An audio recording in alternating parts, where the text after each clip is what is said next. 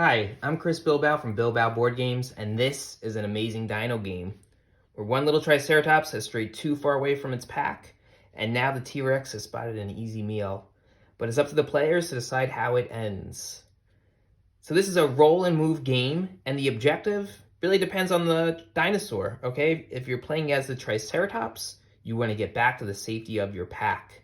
But if you're playing as the T-Rex, you want to chase down and land on that Triceratops before that happens. But either way, both dinos will need to avoid the ever-changing dangers in their path. So now this is actually the print and play version, so let's talk about those components. When you download the game board file, there's going to be 2 pages, okay? And on one end of those pages, it's going to say place other side here, cut as necessary, and you can do that. I'm just going to fold it over though, just to show you how what you want to do is just kind of line up these bars here along with the circles so everything's nice and flush, and then you would tape it together, which I've already done, and now the game board is complete and ready to go. There's a couple of other things you're going to need: 2 6-sided dice and 2 pawns, one for the Triceratops and one for the T-Rex. They do need to be distinct so that you can tell them apart. I have these little icons here, but really you can use coins, colored joysticks, pawns, whatever you have available.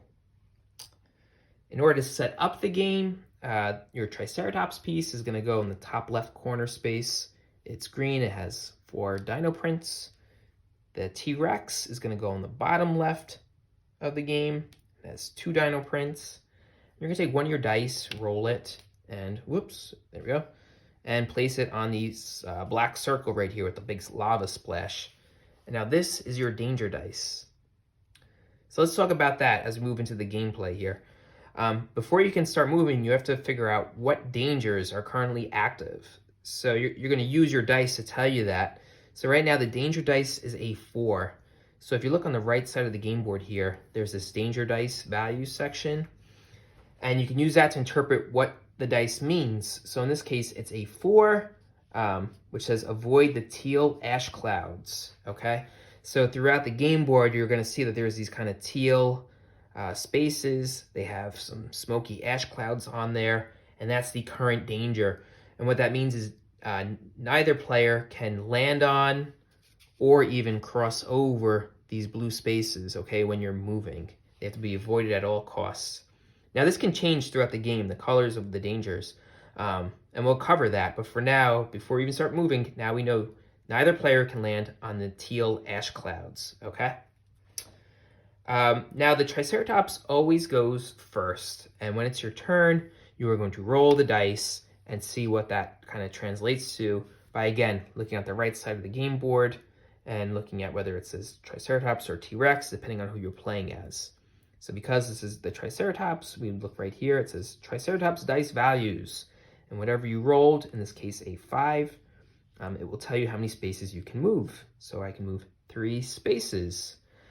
When you're moving, you can only move 2 spaces adjacent to you, right? You cannot move on the danger, whatever the current danger is, which in this case is teal.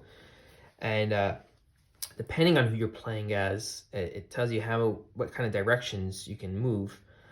For the Triceratops, though, it can move in all directions. It can go sideways, it can go up and down, and it can also move diagonally, okay? So in this case, we're going to move 3 spaces. You cannot move any less than that, by the way. So we can move diagonally. We're going 1, 2, and 3. You also cannot end your turn on the same space as you began, okay? And that applies to both dinos. But let's now move to the T-Rex. Pretty similar concept, right? You're going to roll the dice and see what that translates to, but now you're going to look at the T-Rex dice values. I just rolled a 3, so now I can move 3 spaces. Just like the Triceratops, so I have to avoid whatever the current danger is, which is teal. Unlike the Triceratops, the T-Rex cannot move diagonally, so it can only move up and down and sideways. So we can move them along here. And this is kind of how it goes as far as movement.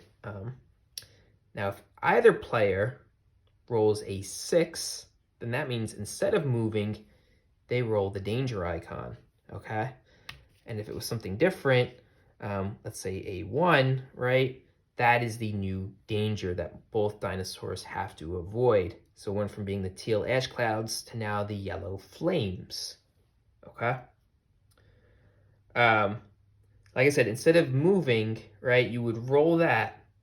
However, if you roll a color that your opponent is standing on, then you can roll your dino dice again, right? Otherwise, your turn ends and you don't get to move. So if the T-Rex happened to be on a yellow when I rolled a 1, which said avoid the yellow flames, then as a Triceratops, I'd be able to get to go again. But if the T-Rex was not on the yellow or a different color was rolled, then the Triceratops is done, okay? And that's how that works. And there are, like I said, there's 3 different colors and values that correspond to it. There's the yellow flames, the teal ash clouds, and the red lava pits. And it's going to keep moving, right? Every time you get a 6, it could change. Now, maybe if you get the same color twice in a row, then that's fine. It doesn't have to change necessarily. But that's how the danger dice works. That's how the game board works. And that's how the movement works. And ultimately, the point of the game, like I said, it depends on who you're playing as. For the Triceratops, it's to navigate its way through the game board, getting to this kind of sunny oasis spot over here before the T-Rex can land on them, right? And as a T-Rex, you're going to want to do that, right? Before the Triceratops can get to this space, you want to land on that space and have a nice little snack there. And that's really it. It's a pretty simple, straightforward game. I made it with my son and kind of for my son, who was only 4 years old at the time.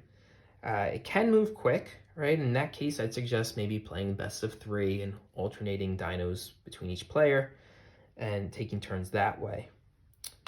But that is it. That is an amazing dino game. So thank you so much for listening, and I hope you enjoy. Bye.